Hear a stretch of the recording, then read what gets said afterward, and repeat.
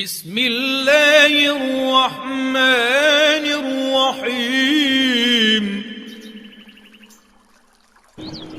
اللہ کے نام سے شروع جو نہایت مہربان رحم والا۔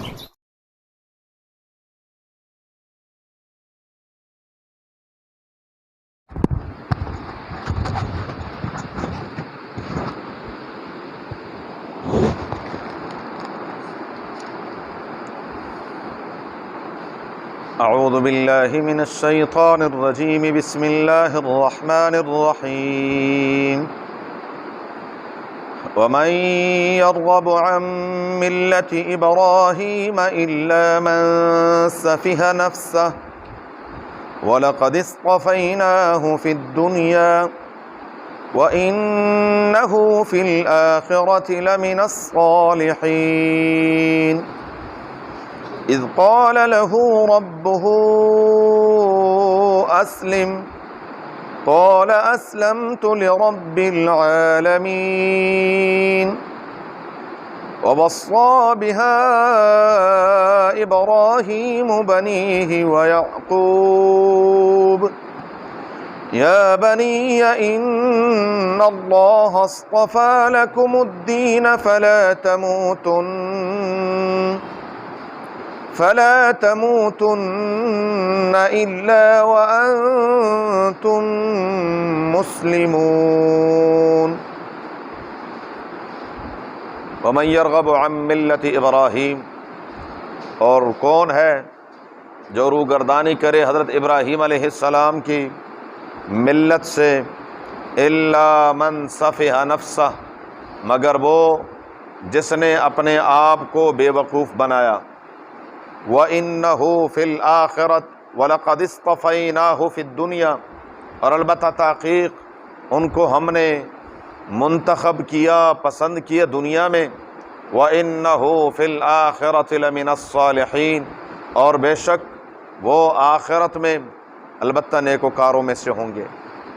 اذ قال له ربه اسلم، جب اللہ نے ان سے فرمایا اسلم، آپ مطیع اور فرما بردار ہو جائیں، قال، ابراہیم علیہ السلام عرض کرنے لگے، اسلمت لرب العالمین، میں فرما بردار ہوں جہانوں کے پالنے والے کے لیے۔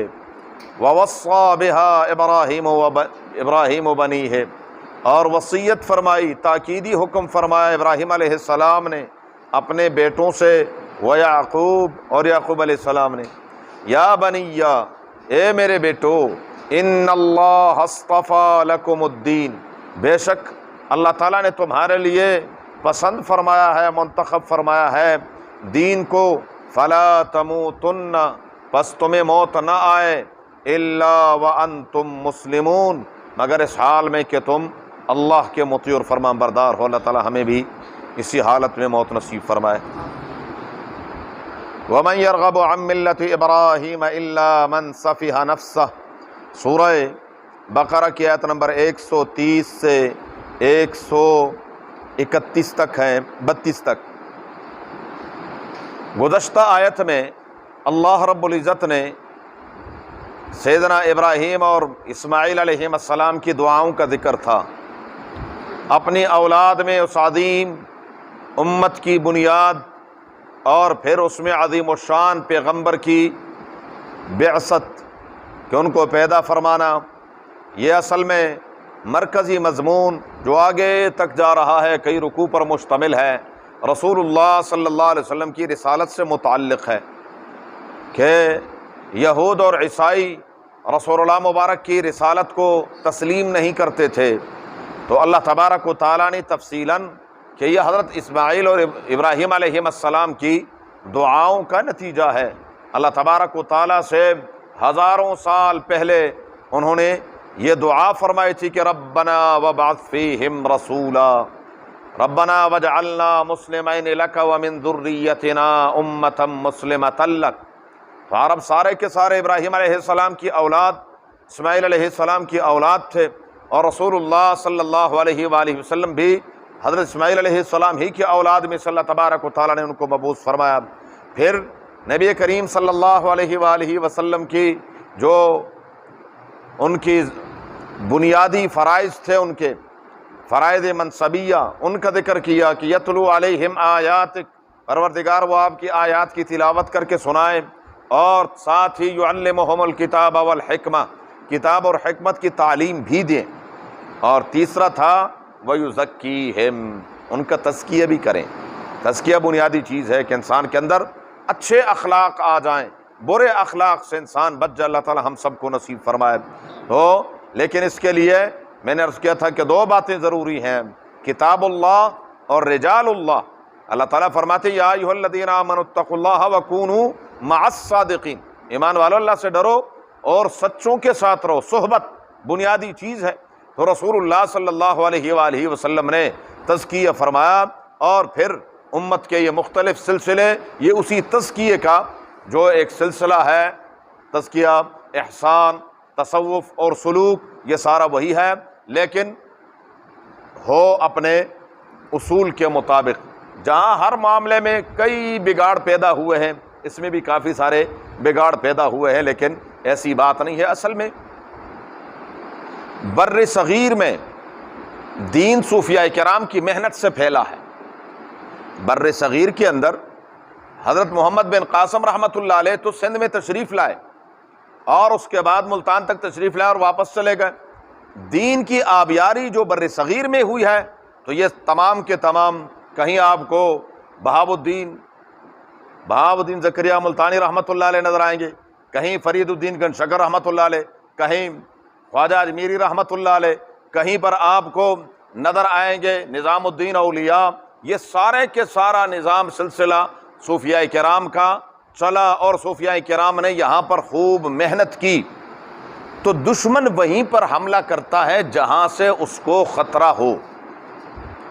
دشمن نے پھر یہاں ایسا حملہ کیا کہ وہ قریب آئے، اور ان بزرگوں کے صحبتیں حاصل کی، قرب حاصل کیا، قریب ہو کر پھر ان کی اولادوں پر محنت کی۔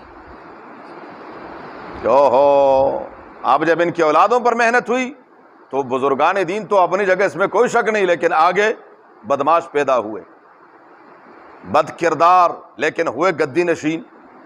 بس وہ گدی چل رہی ہے، باقی کچھ پتہ نہیں۔ ہمارے ملک کے اندر دیکھ لیں، شاہ محمود قریشی صاحب کون ہیں؟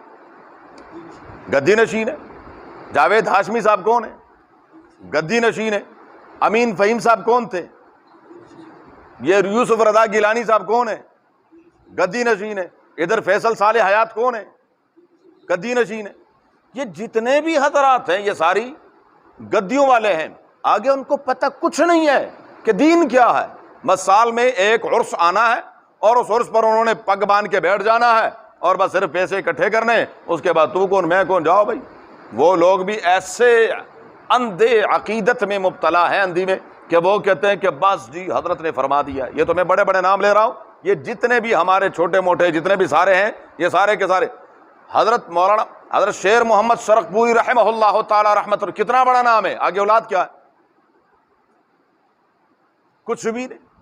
یہ جو سلسلے ہیں، اصل میں ان اولادوں پر محنت ہوئی، اور محنت کر کے لوگوں نے اپنے جو مقاصد تھے وہ مقاصد حاصل کیے۔ بہرحال تزکیہ جو ہے یہ بہت ضروری ہے، کہ اپنی اصلاح کرنا۔ تزکیہ کا معنی یہ ہے، تزکیہ کا مطلب یہ نہیں ہے کہ جی میں نے فلاں بزرگ کے ہاتھ پر بیعت کر لی، بس اب میں کچھ کروں نہ کروں۔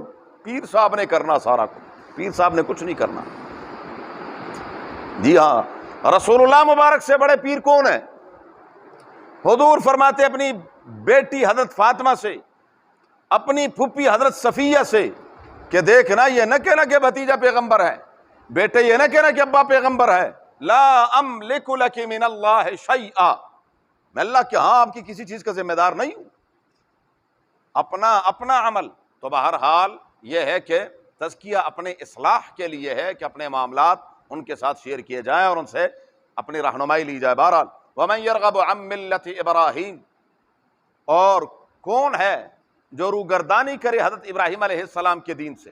ابراہیم علیہ السلام کو اللہ تبارک و تعالیٰ نے عجیب و غریب مقبولیت سے نوازا۔ پہلے وہ آیت گزر چکی ہے کہ ان سے امتحانات لیے، تو امتحانات میں اللہ نے کامیابی عطا فرمائی، تو فوراً فرمایا انی جاعلک للناس اماما، میں نے آپ کو دنیا کے لیے انسانوں کا امام اور پیشوا بنانا ہے۔ یہودیت وہ بھی سلوٹ کرتے ہیں، عیسائیت وہ بھی سلوٹ کرتے ہیں، یہاں تک کہ جو مکے کے بت پرست تھے وہ بھی اس بت شکن کو سلوٹ کرتے ہیں، کہتے ہیں نحن ابراہیمیون۔ بلکہ ابراہیم علیہ السلام کے کچھ نہ کچھ دین کے آثار بھی، حج کرتے تھے وہ، صفا مروہ کرتے تھے وہ، قربانی دیتے تھے، یہ سارے کام۔ بلکہ سب سے بڑی چیز مہمان نوازی، مہمان نوازی یہ ابراہیم علیہ السلام کی تو وہ سنتیں ہیں جو انہوں نے زندہ رکھی ہوئی تھی۔ تو یہ اللہ تبارک و تعالیٰ نے ابراہیم علیہ السلام کو قبولیت سے نوازا تھا۔ فرمایا عن ملت ابراہیم، ابراہیم علیہ السلام کی ملت سے کون ہے جو روگردانی کرے؟ الا من صفح نفسہ، مگر وہ جس نے اپنے آپ کو بے وقوف بنایا یا جس کو اپنی خبر نہیں ہے۔ اللہ تعالیٰ ہمارے حال پر رحم فرمائے۔ اللہ تعالیٰ فرماتے ہیں وَلَا تَكُونُوا كَالَّذِينَ نَسُوا اللَّهَ، ایسے نہ ہو کہ تم اللہ تعالیٰ کو بھول جاؤ، فَأَنْسَاهُمْ أَنفُسَهُمْ، اللہ تعالیٰ ان سے اپنا آپ بھلا دیں گے۔ پتہ ہی نہیں ہے کہ میں کیا کر رہا ہوں، کچھ پتہ نہیں چل رہا۔ فَأَنْسَاهُمْ أَنفُسَهُمْ، یہ بھی وَمَنْ يَرْغَبُ عَنْ مِلَّةِ إِبْرَاهِيمَ إِلَّا مَنْ سَفِهَ نَفْسَهُ، یا تو یہ ہے کہ اپنے آپ کو بے وقوف بنا، یا یہ اس کو پتہ ہی نہیں، اپنا ہی نہیں پتہ۔ جب اپنا ہی نہیں پتہ تو وہ کیا خیر کا کام کرے گا اور کچھ۔ وَلَقَدِ اصْطَفَيْنَاهُ فِي الدُّنْيَا، البتہ تحقیق ہم نے ان کو چنا، منتخب کیا دنیا میں۔ انبیاء علیہم السلام کا انتخاب من جانب اللہ ہوتا ہے اور یہ اس کی مرضی ہے، اس کے لیے کوئی پہلے سے تعلیم، عبادت، مجاہدہ، کوشش یا کسی قسم کا کوئی کورس کرنے کی ضرورت نہیں ہے۔ جس کو رب چاہیں اس کو نبی بنا دیں۔ وَإِنَّهُ فِي الْآخِرَةِ لَمِنَ الصَّالِحِينَ، یہ تو دنیا میں ان کی اصطفائی ہے، اللہ نے پسند فرمایا اور دنیا کے دلوں میں ان کی محبت ڈال دی۔ اور آخرت میں کیا ہے؟ وَإِنَّهُ فِي الْآخِرَةِ لَمِنَ الصَّالِحِينَ، آخرت میں وہ نیکوکاروں میں سے ہوں گے، اللہ تعالیٰ کیا مقام عطا فرمائیں گے۔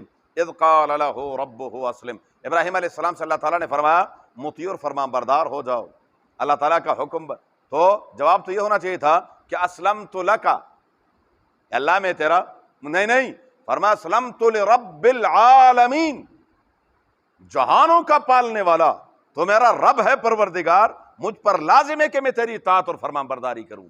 فرمایا ووصى بها ابراہیم وبنیہ ویعقوب، ابراہیم علیہ السلام اور یعقوب علیہ السلام نے اپنی اولاد کو تاکیدی حکم دیا، وصیت فرمائی۔ کیا؟ ابراہیم علیہ السلام کے 4 بیٹے مشہور ہیں، مدین، مدائن، اسحاق اور اسماعیل، یہ تو مشہور ہیں۔ بعض روایات میں 7 بیٹے تھے اور بعض روایات میں ہے 14 بیٹے تھے حضرت ابراہیم علیہ السلام کے، اسی طرح ان کے بیویوں کے بھی مختلف روایات ہیں۔ یعقوب علیہ السلام کا ذکر اللہ تبارک و تعالیٰ نے کیا، ان کے بھی 12 بیٹے تفصیل سے آگے آ رہے ہیں۔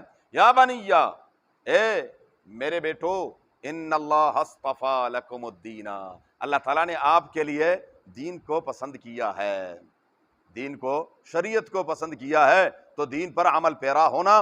فلا تموتن الا وانتم مسلمون، اور تمہیں موت نہ ہے مگر کس حالت میں؟ تم نہ مرنا مگر اطاعت اور فرمان برداری کے عالم میں مرنا۔ فکر انبیاء علیہم السلام کو اپنی اولاد کی یہی ہے کہ میرے اولاد کا میرے بعد کیا بنے گا۔ اللہ تعالیٰ ہمیں بھی یہ فکر نصیب فرما دے۔ دنیا کی فکر، ہمیں دنیا کی فکر ہوتی ہے، چلیے ان کا کیا بنے گا، کاروبار کا کیا بنے گا، ان کے فلاں کام کا کیا بنے گا، فلاں کام کا کیا بنے گا۔ اصل تو کیا ہے؟ دین ہے، دین۔ فرمایا فلا تموتن، یہ خاتمہ، کہ آپ کا خاتمہ اچھا ہونا چاہیے اللہ تعالیٰ کی اطاعت اور فرمان برداری میں۔ تو یہ ضروری نہیں ہے کہ آپ کیا کریں گے، موت کا تو کسی کو پتہ نہیں ہے، کہ کسی کو ہے؟ کسی کو نہیں پتا کہ کب مرنا ہے۔ وما تدری نفس بأی ارض تموت، کسی کو نہیں معلوم کہ اس کی موت کس جگہ پر آنی ہے اور کب آنی ہے۔ تو اس کا مطلب یہ ہے کہ ہر وقت موت کے لیے کیا کریں؟ تیار رہیں۔ جب تیار رہیں گے تو ہر وقت اس کی اطاعت اور فرمان برداری کریں۔ کسی بھی وقت بلاوا آ سکتا ہے، کچھ پتہ نہیں چلنا، کیا ہوا جی؟ برین ہیمریج ہو گیا، کیا ہوا جی؟ ایکسیڈنٹ ہو گیا، کیا ہوا جی؟ دل کا دورہ پڑا اور وہ فارغ ہو گیا۔ یہ نہیں کہ پہلے سے کیا ہے، اس کو وارننگ دی جائے گی کہ بھائی ابھی آپ کے 5 سال ہیں، چلو جی ابھی 4 سال رہ گئے، ابھی ایک مہینہ رہ گیا چلو توبہ طائب ہو جاؤ اور سب کچھ کر لو، نہیں، کچھ پتہ نہیں ہے تو فلا تموتن الا وانتم، یعنی زندگی اللہ تعالیٰ کی اطاعت اور فرمان برداری میں گزارنی ہے۔